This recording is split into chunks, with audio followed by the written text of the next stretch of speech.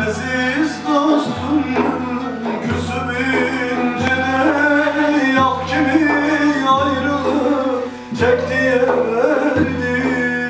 Aziz dostum bana küsüp incine yak kimi ayrılık çekti yerdi.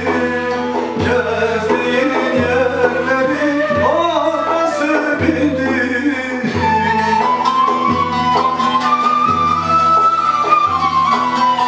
Gezdiğin yerleri orası bildi. O yedi kalmışım hasretinle ben. O yedi kalmışım hasretinle ben.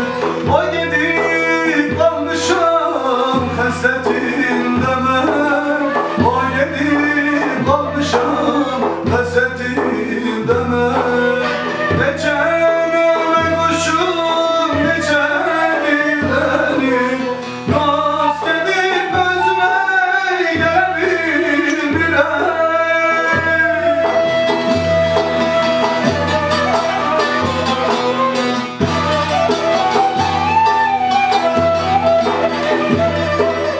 Ne çeneme kuşum ne çenileni dost edip özüme gelebilirem.